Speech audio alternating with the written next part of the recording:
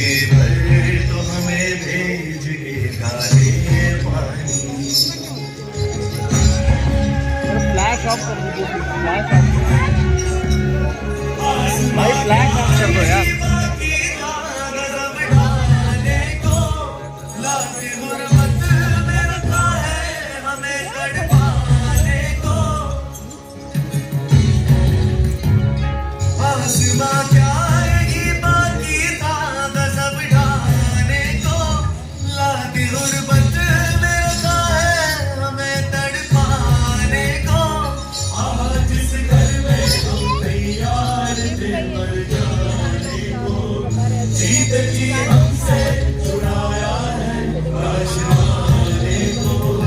जिंदगी भर तो हमें भेज के काले पानी।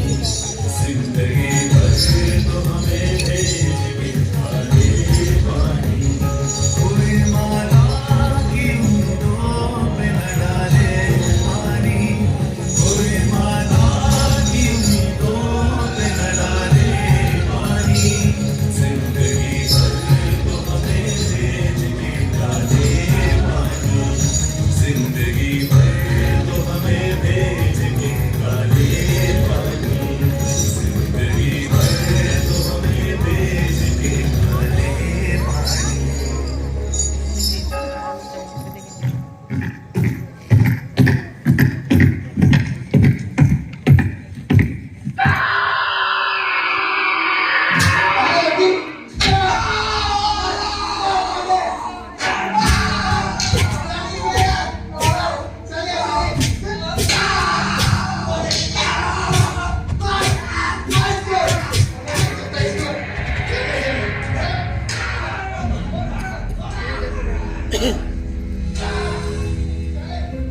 अब भी मौजूद है जुल्मों की निशानी लोगों, दरो दीवार पे लिखी है कहानी लोगों। कहां से शुरू करूं ये कहानी?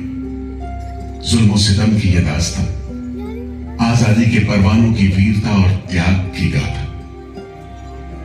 मैं जो एक रूह हूं, आत्मा, उन तमाम लोगों की जिन्होंने अपने खून पसीने से, अपने बलिदान से, जान की कुर्बानियों से इस मिट्टी के जर्रे जर्रे को आजादी का तीरथ बना दिया। मैं गवाह हूं उस जुल्म का जो यहां आदम के बेटों ने आदम के बेटों पर बेरहमी से ढाई। सदियों से मैं इसी जगह मौजूद हूं। मेरे सीने में दफन है वो सारी कहानियां जिन्होंने इन हरे भरे खूबसूरत टापुओं को वो खौफनाक नाम दिया, काला पानी।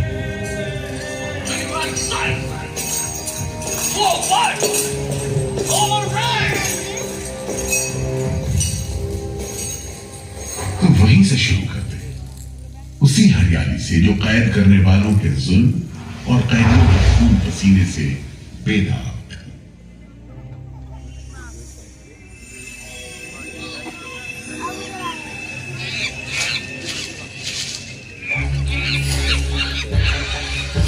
कहते हैं अंडमान द्वीप समूह का नाम रामायण के प्रतापी वानर देवता अंडमान यानी हनुमान के नाम पर रखा गया था।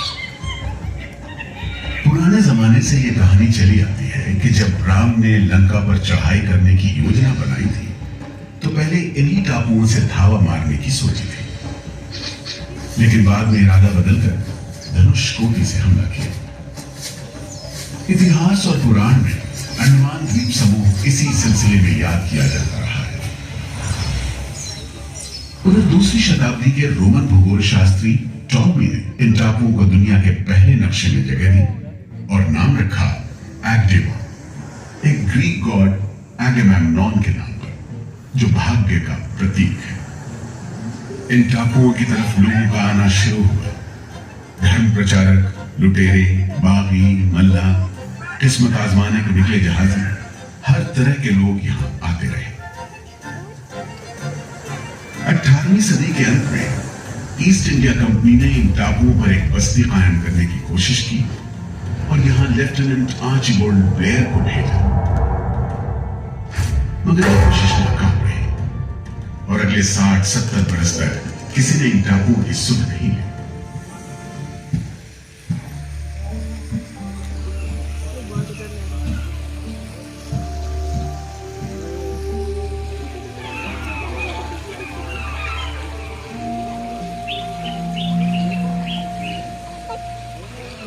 प्राकृतिक खूबसूरती और शांत समुद्र के बीच जिंदगी की खामोश लहरें उठती और बैठ जाती। उगते सूरज के साथ पक्षी जागते और डूबते सूरज के साथ इन टापुओं पर जिंदगी सुकून से सो जाती। कि तभी भारत का पहला स्वाधीनता संग्राम यानी 1857 की आजादी की लड़ाई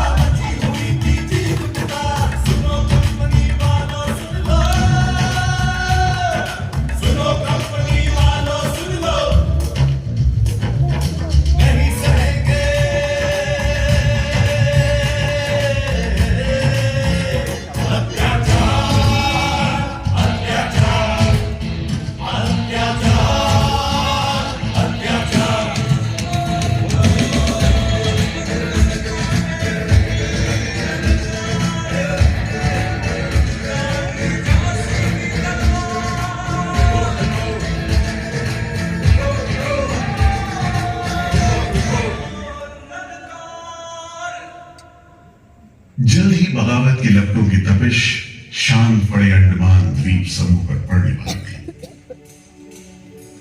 आजादी के मतवालों को सबक सिखाने के लिए फिरंगी सरकार ने 15 जनवरी 1858 को पूरे के पूरे अंडमान द्वीप समूह को एक कैद खाने में बदलने का फैसला किया। His Excellency गवर्नर जनरल ने काउंसिल ने ये फैसला किया है कि अंडमान आइलैंड में कैदियों की एक बस्ती बनाई जाए।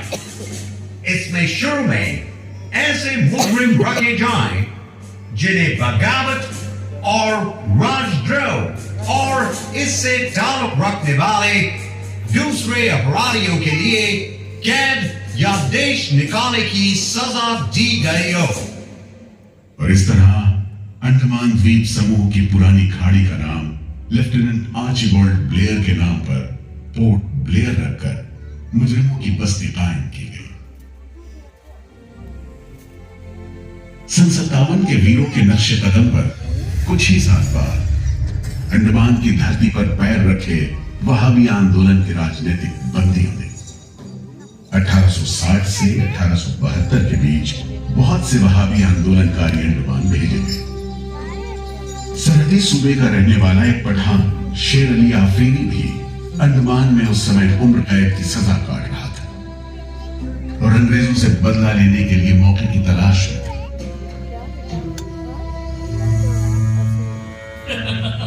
क्यों है शेर अली, तुम इस भीड़ भाड़ में कैसे? ओए, हम सुना है फिरंगी का नाथ साहब इधर आता है, हम भी देखने आया है। जुल्म करने वाले का सरदार कैसा दिखता है?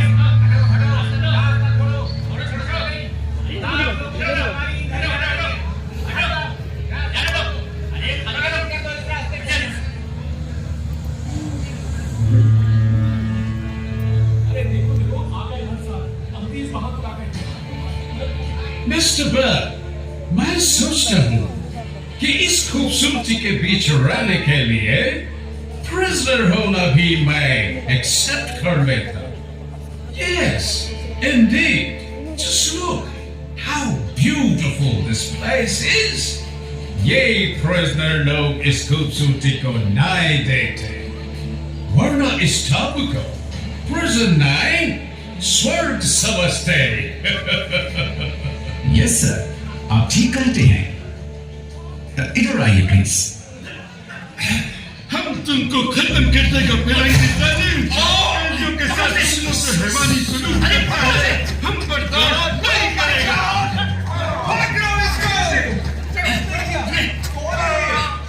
शेर अली है सजा याफ्ता कैदी, सजा में रियायत पाकर नाई की दुकान जलाता है।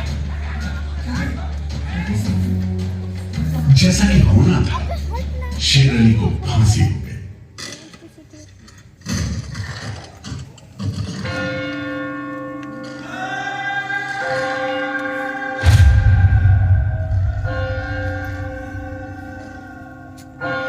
शायद इसी घटना का असर था कि ब्रिटिश सरकार ने कैदियों के साथ और भी कड़ाई बरतने के बारे में गंभीरता से सोचना शुरू किया। नतीजे के तौर पर सन 1896 में पोर्ट ब्लेयर की खौफनाक सेलुलर जेल का काम चीफ कमिश्नर केविन और इंजीनियर मैक्विन की निगरानी में शुरू हुआ। यूरेनस मैक्विन, आपकी जांच पूरी हो गई? यस सर, हमने पूरा टापू का मुआयना कर लिया है। तो आपके हिसाब से जेल कहाँ बनेगी? मेरा राय भी जेल इसी जगह बने तो अच्छा रहेगा सर। इस पहाड़ी पर? यस सर, हम इस पहाड़ी को ईस्ट का तरफ ऊपर से काटकर समुद्र से 60 फीट की ऊंचाई पर मैदान बना देगा।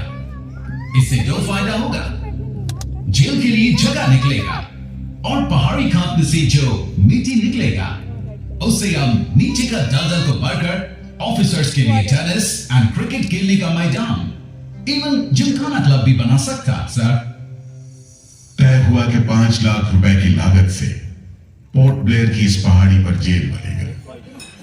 फौरन कारीगरों के अलावा 600 कैदियों को काम पर लगा दिया गया।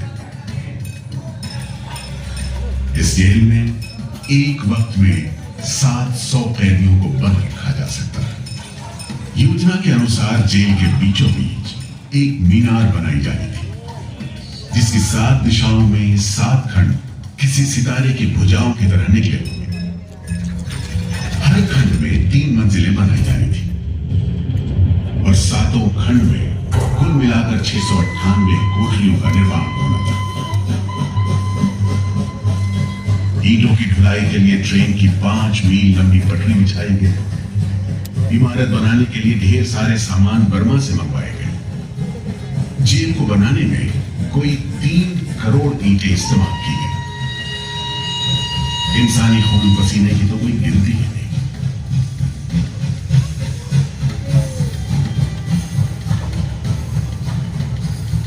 सुबह, दोपहर, शाम, रात कोड़े चलते रहे और काम होता रहा। दीवारें उठनी शुरू हो गई। आखिरकार 10 साल बाद सन 1906 में यह विशालकाय जेल तैयार हुई और यहीं से अंडमान के इतिहास का सबसे काला दौर शुरू हुआ।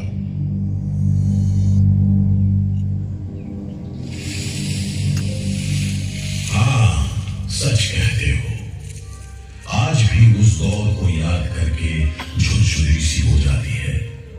मैं पुराना पीपल का पेड़ जेल खाना बनने के इस लंबे अरसे में हर रोज अपनी जान की खैर मनाता रहा, क्योंकि इस पहाड़ी पर उगे हुए घने जंगल साफ करने के दौरान बहुत से लोग थे जिनका ख्याल था कि मुझे भी और पेड़ों की तरह काट गिराया जाना चाहिए, लेकिन मैं बच निकला।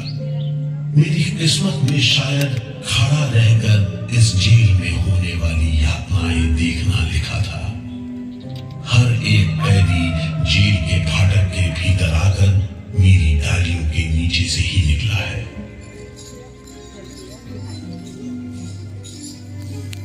जैसे जैसे अंग्रेजी शासन के खिलाफ आजादी की मांग तेज हुई, ब्रिटिश सरकार ने सेलुलर जेल के फाटक हर छोटी बड़ी बात के लिए खोलने शुरू कर दिए। किसी ने पर्चा निकाला तो अंडमान जेल, किसी ने लेख लिखा तो अंडमान जेल। लेकिन जब आजादी की लौ दिल में जल रही हो तो लोगों को कब तक रोका जा सकता है? 20वीं सदी शुरू होते होते फिरंगी सरकार के खिलाफ जंग में तेजी आ गई। अलीपुर षड्यंत्र कांड, चटगांव डकैती कांड, काकोरी कांड, लाहौरी बम कांड, मोपला विद्रोह, नासिक षड्यंत्र, कितने मामले गिनवाए, ये सूची लंबी है।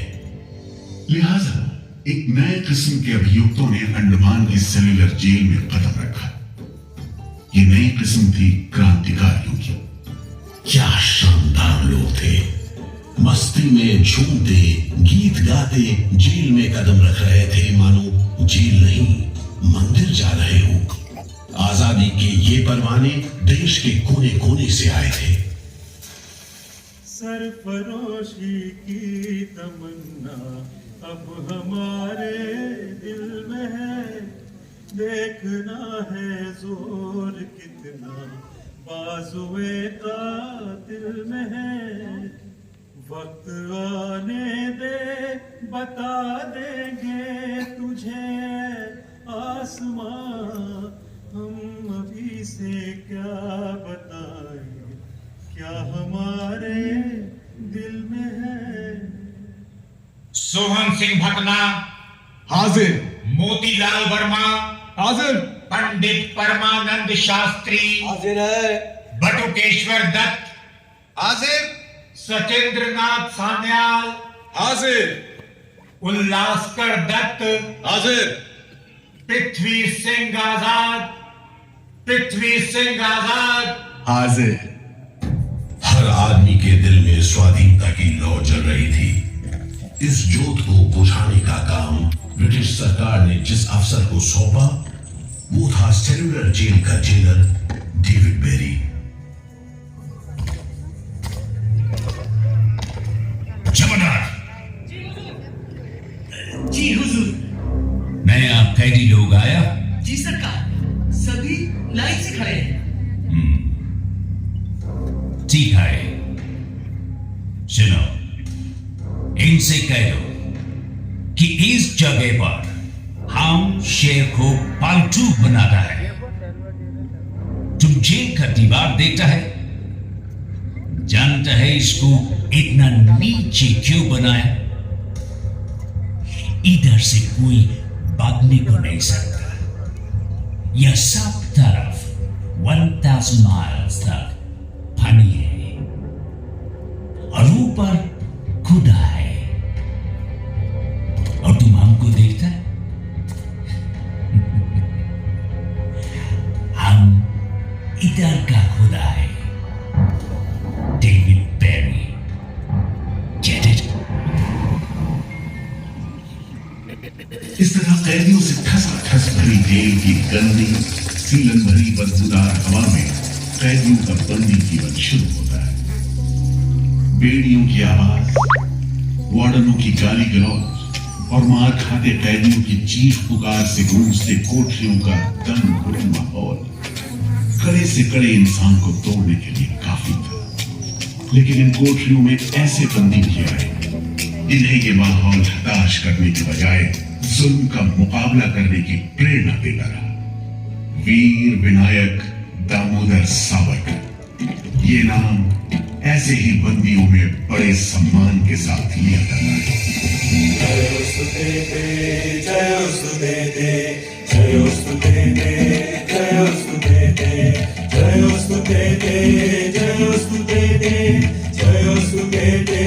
जयोस्तु ते जयोस्तु ते जयोस्तु ते जयोस्तु ते जयोस्तु ते जयोस्तु ते जयोस्तु ते श्री महामंगले शिवस्मदे शुभदे श्री महामंगले शिवस्मदे शुभदे स्वतंत्रते भगवती मां यशोदां वन्दे जयोस्तु ते जयोस्तु ते जयोस्तु ते जयोस्तु ते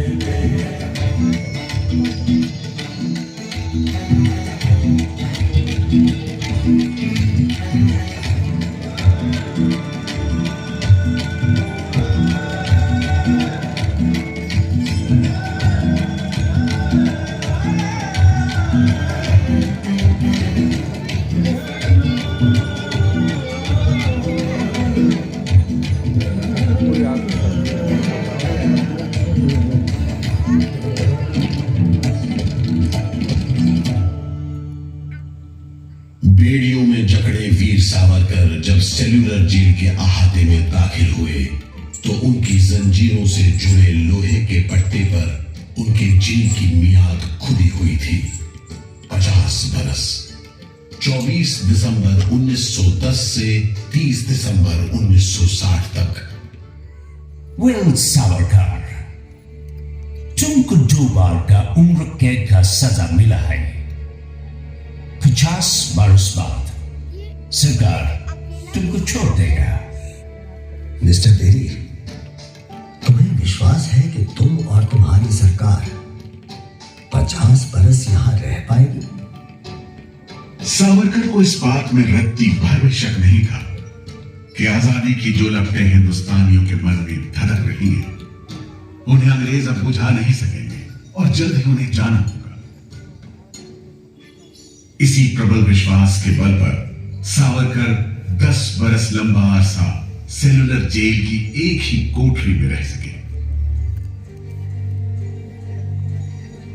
उन्हें बहुत ही खतरनाक कैदी करार देते हुए इतने कड़े पहरे में रखा गया था कि उनके भाई गणेश को 2 बरस तक पता भी नहीं चला कि वीर सावरकर उनके ही नक्शे कदम पर चलते हुए सेल्यूलर जेल आ पहुंचे, जहां बरसों की तकलीफ है, जेलर के जुल्म है, कड़ी मेहनत और नितांत अकेलापन है, जहां जिंदगी 13 फुट लंबी और 7 फुट चौड़ी कोठरी में सिमट कर रह करती है।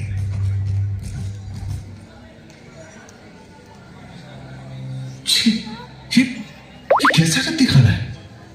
चावल में कंकड़ है, सब्जी में रेत है और दाल में कीड़े। खाना क्या है? घास फूस है। बर्तन भी देखो कैसे टूटे फूटे, जंग से लाल और तेल से जुड़े हुए। सबसे ज्यादा कमी तो पानी की है।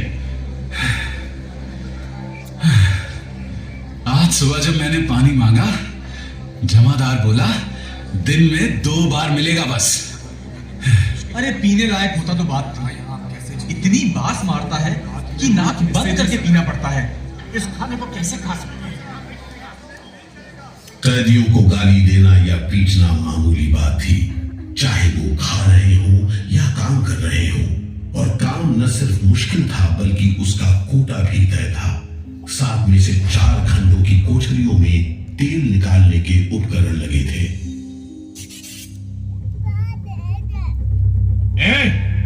इंदुभूषण, सुधीर, हेमचंद, तुम लोग इधर चलो, नारियल के बोरे उठाओ। हर बोरे में है 25 सेर नारियल। इन्हें पहुंचाओ 3री मंजिल पर।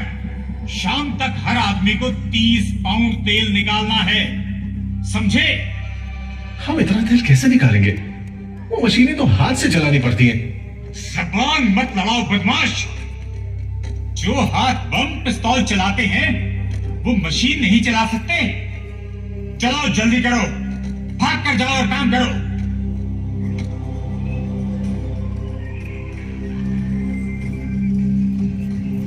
मेरा बात ध्यान से सुनो। जी हुजूर। जो आदमी काम नहीं करे उसको पेट लगाओ। जी हुजूर। समझा? जी। सजा दो, कोई छूट नहीं दो। जी। खोटा पूरा कराओ। जी। लेकिन तमाम मारपीट और गाली गलौज के बावजूद यदि कैदी काम पूरा न कर पाते, तब जो सजा मिलती वो किसी की भी हिम्मत तोड़ने के लिए काफी थी।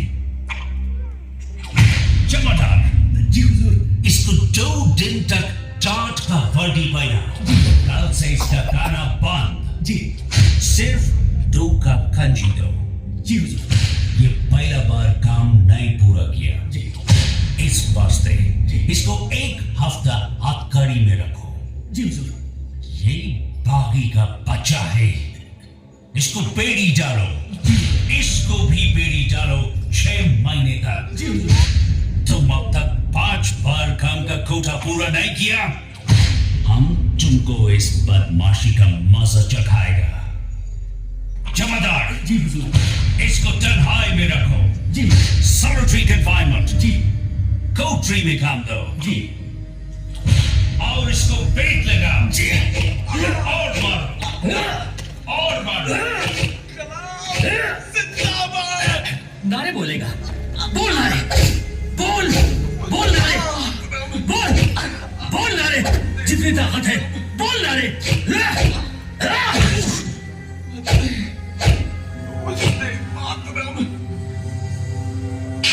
उल्हासकर दत्त ने इस सारी तकलीफ की दिल को छू देने वाली तस्वीर खींची है।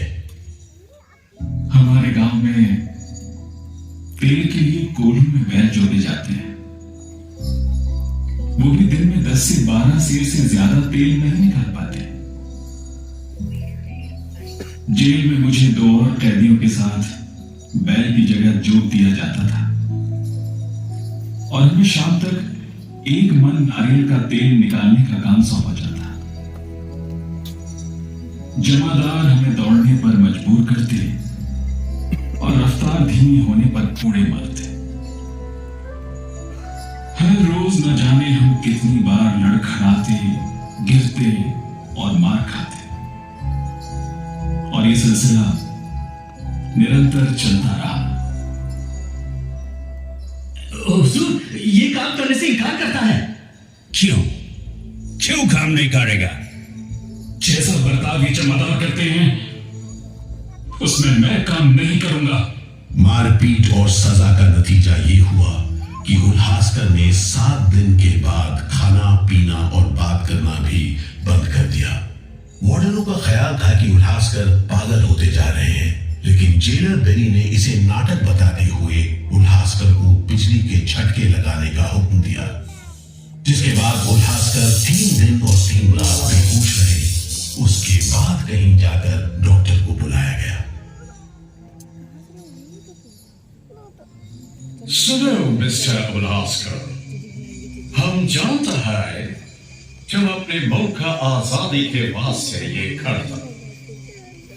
हम तुम्हारा काम को ठीक नहीं समझता, लेकिन तुम अभी जवान है।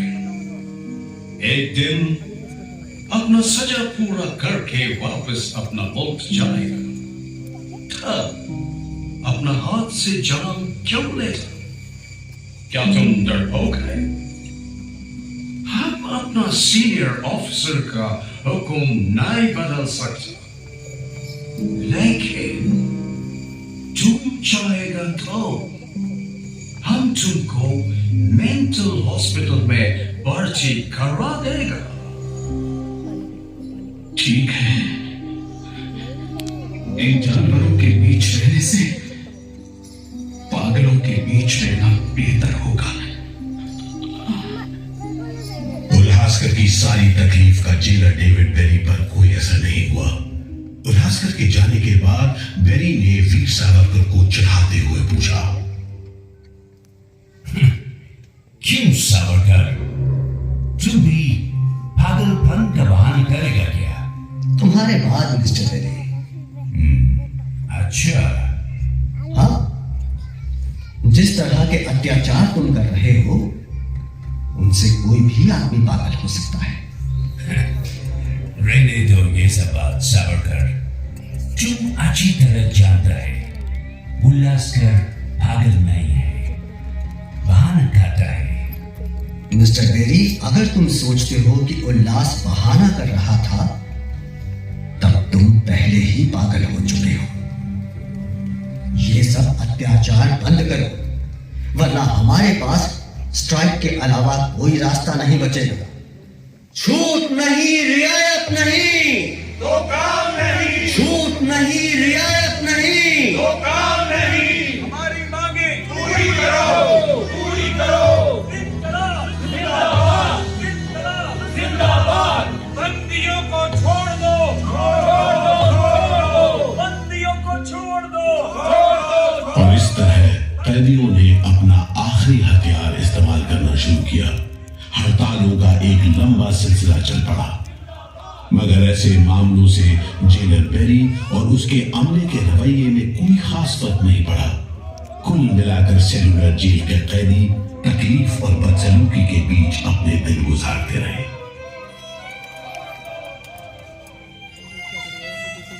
मगर एक सुख का स्मरण ना करना नाइंसाफी होगी।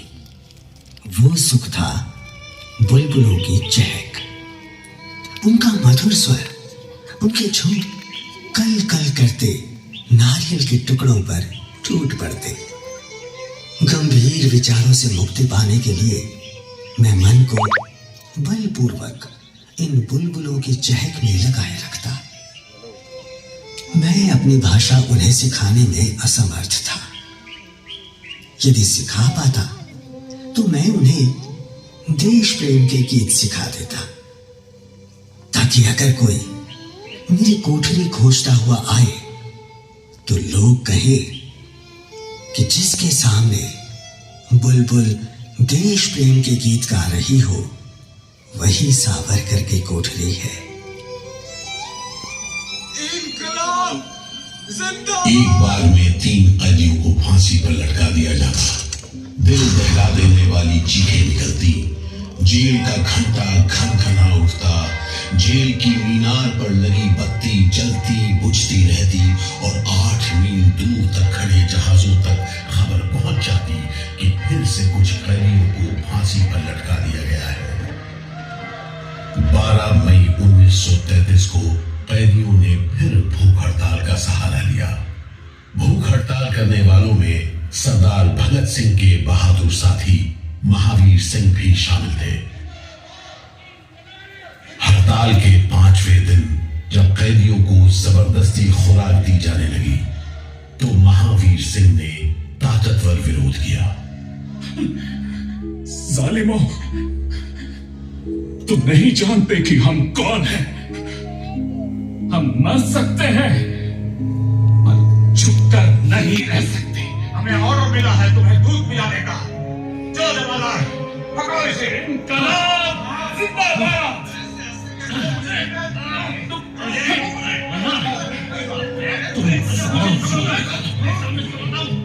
हम जबरदस्ती नहीं सहेंगे।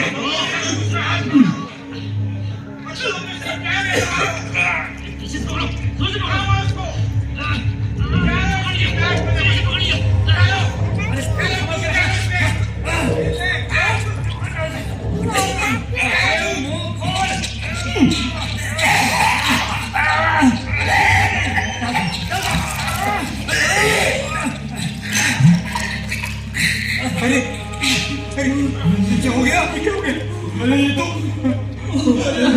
अरे इसकी तो आंखें लग गई। अरे इसकी तो आंखें लग गई है। अब क्या करें?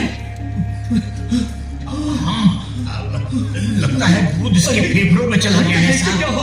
नली निकालो, जल्दी करो, जल्दी। जी। इसकी तो सांस बंद हो गई। अब क्या होगा? होगा क्या? लाश को गुपचुप ठिकाने लगा दो, किसी को कानो कान खबर ना हो। मैं तो कहता हूँ साहब, इसकी लाश को बोरे में डालकर पत्थर से बांधकर समंदर में बहा दीजिए। कैसा? ऐसा ही करो, झटपट ले जाओ उसे, झटपट ले जाओ। लेकिन ये खबर छिपी नहीं रह सकी।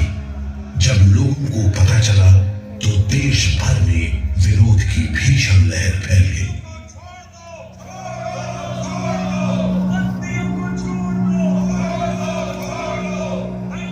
और फिर 45 दिन बाद 26 जून 1933 को जेल अधिकारियों ने हथियार डाल दिए।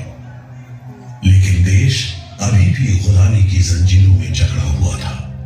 इन्हीं हालात में सन 1937 के संवैधानिक सुधार लागू किए गए और कांग्रेस ने अनेक प्रांतों में मंत्रिमंडल कायम किए। स्वाधीनता की तरफ बढ़ते कदमों में तेजी लाने के लिए अंडमान के सेलुलर जेल के बंदियों ने भी आवाज बुलंद की। बंदियों की रिहाई, स्वदेश वापसी और राजनीतिक बंदियों के लिए बेहतर सुविधाएं हासिल करने की मांग को लेकर 24 जुलाई 1937 को सेलुलर जेल के कैदियों ने सामूहिक अनशन शुरू किया।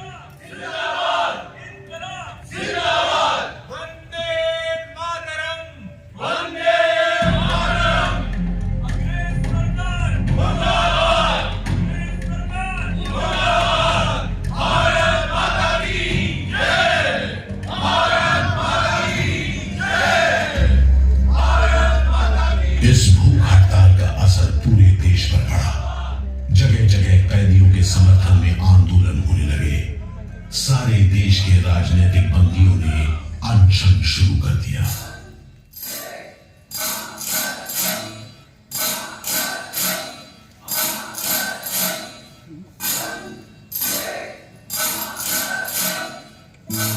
गुरुदेव रविंद्रनाथ ठाकुर और कांग्रेस की कार्यकारिणी की तरफ से जवाहरलाल नेहरू ने कैदियों से भूख हड़ताल समाप्त करने की अपील की और 28 अगस्त 1937 को गांधी जी ने सेलुलर जेल के बंदियों को तार से संदेश भेजा। मैं गुरुदेव रविंद्रनाथ टैगोर और वर्किंग कमेटी की राय में अपनी अपील भी जोड़ना चाहता हूं। आप सब हड़ताल वापस ले लें और हम पर भरोसा रखें। हम आपको राहत दिलाने के लिए पूरी कोशिश कर रहे हैं। कैदियों पर गांधी जी की इस अपील का बहुत असर पड़ा। सभी कैदियों ने आपस में सलाह करने के बाद जवाब दिया। देशव्यापी अपील और आपके संदेश ने हमारे दिलों को छू लिया है। हम इस भरोसे पर भूख हड़ताल मुलतवी कर रहे हैं कि सारे देश ने हमारी मांगों और हमारे उद्देश्य को अपना बना लिया है। वंदे मातरम। 36 दिन के संघर्ष के बाद एक बार फिर बंदियों की जीत हुई। नतीजे के तौर पर सितंबर 1937 से सेलुलर जेल के कैदियों की स्वदेश वापसी शुरू हो गई। आखिरी जत्था जनवरी 1938 में रवाना हुआ और 80 साल बाद सेलुलर जेल राजनीतिक बंदियों से खाली हो गई और अंडमान द्वीप समूह के इतिहास का एक तकलीफ दौर खत्म हो गया।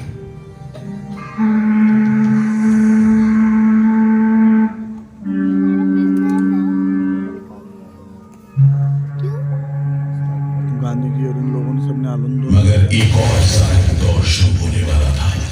1939 में दूसरा विश्व युद्ध शुरू हुआ और 1942 में जापानियों ने अंडमान पर कब्जा कर लिया।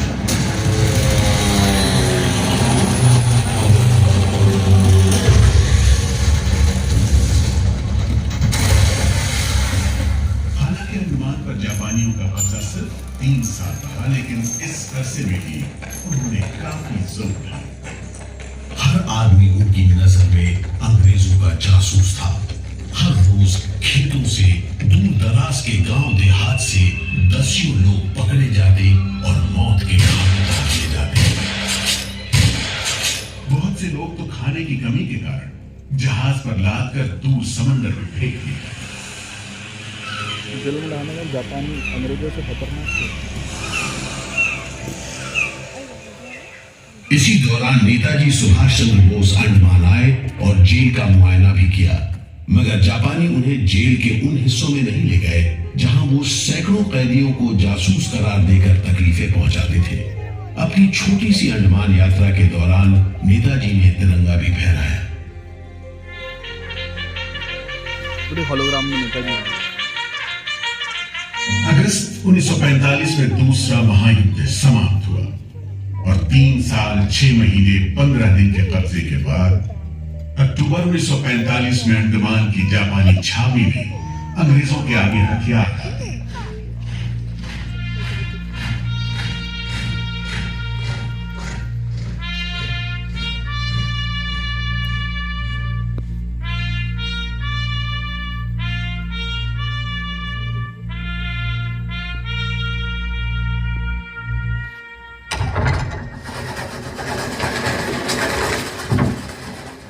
सेलुलर जेल के फाटक एक बार फिर खुले और कैदियों को रिहा कर दिया गया।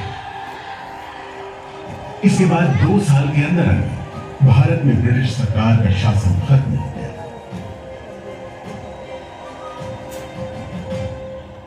अंडमान द्वीप समूह अब काला पानी के खौफनाक नाम से नहीं जाना जाता, लेकिन ये सारी तकलीफें जो आजादी के प्रेमियों ने यहां झेली, वो सारी कुर्बानियां जो देशभक्त वीरों ने यहां दी, आज भी देशवासियों के दिलो दिमाग पर छपी हुई है।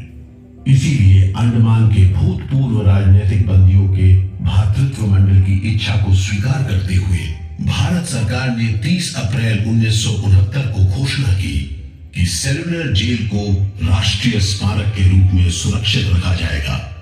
भारत की आजादी के दीवानों ने जो अमानवीय यातनाएं इस कारागार में सही, ताकि भारतवर्ष आजादी की उन्मुक्त हवाओं में सांस ले सके, उन बलिदानों को आने वाली पीढ़ियां भूल नहीं पाएंगी।